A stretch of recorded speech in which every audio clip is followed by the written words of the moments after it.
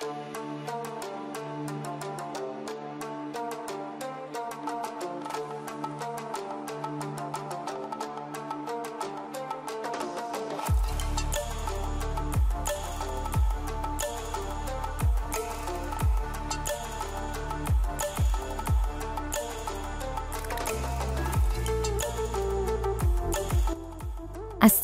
আলাইকুম সুপ্রিয় দর্শক, কেমন আছেন সবাই?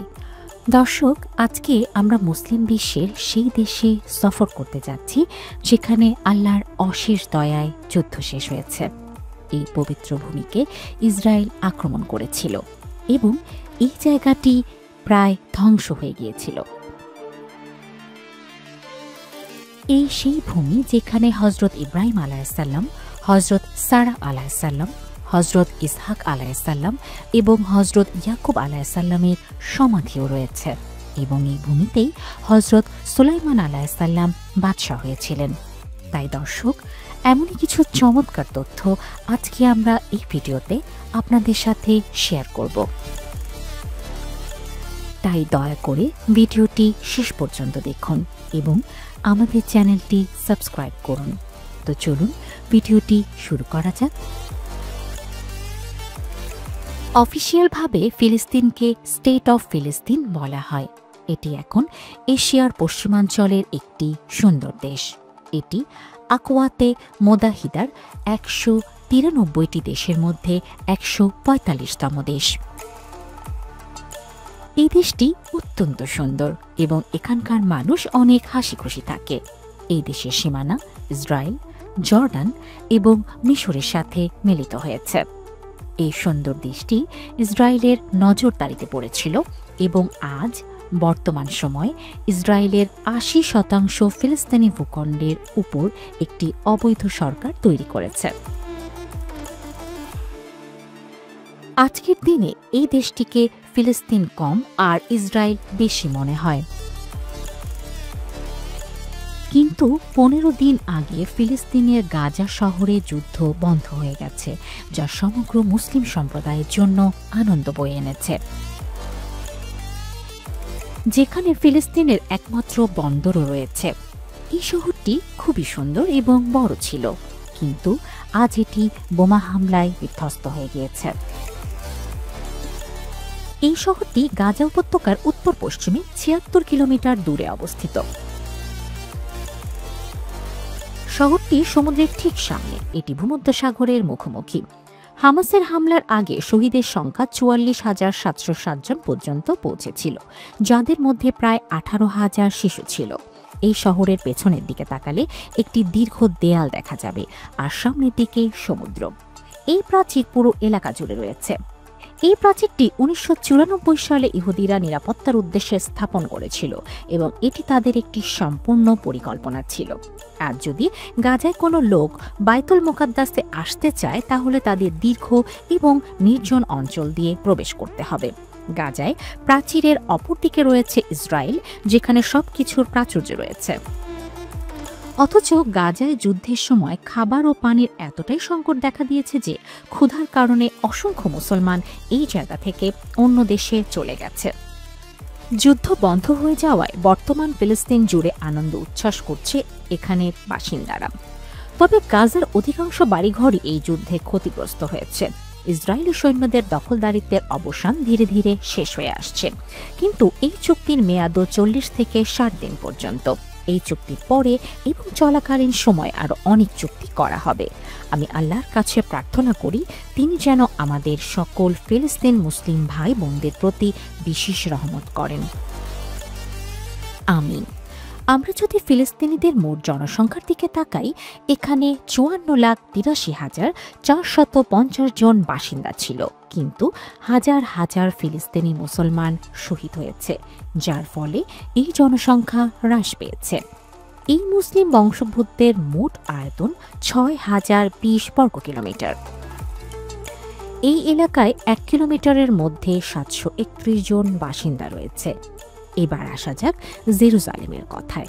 প্রকৃতপক্ষে এই শহরটি ফিলিস্তিন এবং ইসরায়েল উভয়েরই সরকার শাসন অঞ্চল। জেরুজালেম শব্দটি আসলে হিব্রু ভাষা থেকে আগত একটি শব্দ। এই শহরটি মৃত সাগর এবং ভূমধ্যসাগরের মধ্যে অবস্থিত। ইহুদি, খ্রিস্টান এবং ইসলাম সহ আব্রাহামিক ধর্মের মানুষগুলো এই শহরটিকে খুব পবিত্র মনে করে। ফিলিস্তিন রাষ্ট্র এবং ইসরায়েল উভয়ে এই শহরটিকে তাদের রাজধানী হিসেবে বিবেচনা করে। ইসরায়েল অবৈধ কায়দায় তা জোরপূর্বক দখল করে রেখেছে। বর্তমানে এই শহর ব্যাপক ক্ষতির সম্মুখীন হয়েছে, তবে ইসরায়েলি সরকার সম্পূর্ণ সরকারি অফিসের মাধ্যমে পরিচালিত হয়। এই শহরে মুসলমানদের প্রথম কিবলা আল আকসা মসজিদও রয়েছে, যা ইহুদিরা দখল করতে চায়। মক্কা শরীফ ও মদিনা শরীফের পর সবচেয়ে সম্মানিত হল আল আকসা। এই এলাকায় আল আকসা মসজিদও উপস্থিত রয়েছে, যা মসজিদুল হারাম এবং মসজিদ আল নবীর পথে নির্মিত তৃতীয় মসজিদ। এই শহরের মোট আয়তন ১২৫ বর্গ কিলোমিটার এবং এর মোট জনসংখ্যা ৯,৮১,৭১১ জন। আমরা যদি আল আকসা, যা ইসলামের সাথে ওতপ্রোতভাবে জড়িয়ে রয়েছে, এই মহান এবং প্রাচীন শহরের ইতিহাস দেখি, তাহলে এটি বেথলেহেম নামেই পরিচিত। প্রকৃতপক্ষে এটি সেই ভূমি যেখানে হজরত ঈসা আলাইহিসসালাম জন্মগ্রহণ করেছিলেন এবং খ্রিস্টানদের প্রথম গির্জাও নির্মিত হয়েছিল। এই শহরে হজরত ওমর রাদিয়াল্লাহু তাআলা আনহুর প্রিয় মসজিদও বিদ্যমান। এই শহর হজরত দাউদ আলাইহিসসালামের জন্মস্থান। হজরত সুলাইমান আলাইহিসসালামের রাজত্বও এই শহরে প্রদান করা হয়। ঐতিহাসিক তাৎপর্যপূর্ণ এই শহর। খ্রিস্টপূর্ব ১৪০০ অব্দে এই শহরটি প্রতিষ্ঠিত হয়। এই শহরের মোট আয়তন ১০,৬১১ বর্গ কিলোমিটার এবং এটি মোট জনসংখ্যার মাত্র ২৫,০০০ জন। এই শহরকে সভার ঘর হিসেবে উল্লেখ করা হয়। এবার চলুন আরেকটি মহান ও ঐতিহাসিক শহর, যেখানে হজরত ইব্রাহিম আলাইহিসসালাম ও হজরত ইসহাক আলাইহিসসালাম ও হজরত ইয়াকুব আলাইহিসসালামের বরকতময় মাজার রয়েছে। ইহুদিরাও হজরত ইব্রাহিম আলাইহিসসালামের প্রতি ঈমান আনে। এই শহরের নাম হেব্রন। এখানে ইব্রাহিমী মসজিদ উপস্থিতি রয়েছে, যা আংশিকভাবে মুসলমানদের সাথে এবং আংশিকভাবে ইহুদিদের সাথে। এই শহরের মোট আয়তন ৭৪,১০২ বর্গ কিলোমিটার এবং মোট জনসংখ্যা ২০,১৬৩ জন। গ্রিক, পার্সা, রোমান এবং কুরুশেডার সহ অনেক সরকার এই দেশে এসেছে এবং গেছে। হজরত উমর আল ফারুক রাদিয়াল্লাহু তাআলা আনহুর শাসনামলে এই অঞ্চলে ইসলামের আগমন ঘটে। মুসলিম শাসনামলে ১০৯৫ সালে সেলজুকরা নিয়ন্ত্রণ নেয় এবং যুদ্ধে জয়লাভ করে। এই যুদ্ধের ব্যাপক হত্যাযজ্ঞ সংঘটিত হয়। সেলজুক সামরিক অভিযান ১২৯১ সাল পর্যন্ত অব্যাহত ছিল। এরপর উসমানীয় সালতানাতের বাহিনী উত্থিত হয়, যা তাদের পথে আসা প্রতিটি অমুসলিম শক্তিকে নিশ্চিহ্ন করে দেয়। ১৫১৬ সালে উসমানীয়রা এই অঞ্চল জয় করে। প্রথম বিশ্বযুদ্ধের সময় উসমানীয়রা পরাজিত হয় এবং ব্রিটিশরা এই অঞ্চল জয় করে তাদের শাসন প্রতিষ্ঠা করে। ব্রিটিশ শাসন আমলে অনেক ধনী ইহুদি ফিলিস্তিন প্রবেশ করে, জমি কিনে বসতি স্থাপন শুরু করে। দ্বিতীয় বিশ্বযুদ্ধের সময় হিটলার ইহুদিদের নির্মূল করতে শুরু করলে অসংখ্য ইহুদি ফিলিস্তিনে পালিয়ে যায়। স্থানীয় লোকেরা তাদের আশ্রয় দিয়েছিল, কিন্তু সময়ের সাথে সাথে তারা তাদের বাড়িঘর দখল করতে শুরু করে। আরব ও ইহুদিদের মধ্যে সংঘাত দীর্ঘদিন ধরে চলে আসছে। ১৯৪৭-এ এই বিষয়টি আনুষ্ঠানিকভাবে জাতিসংঘের একটি অধিবেশনে উপস্থাপন করা হয়, যেখানে ফিলিস্তিনকে বিভক্ত করা হয়।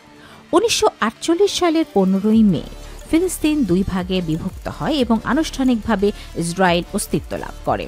এরপর জেরুজালেম নিয়ে আরবরা ইসরায়েলের সঙ্গে বেশ কয়েকবার যুদ্ধে লিপ্ত হলেও ইসরায়েল বিজয় অর্জন করতে থাকে। আমরা যদি ফিলিস্তিনের জাতীয় ভাষার দিকে তাকাই, এটি আরবি।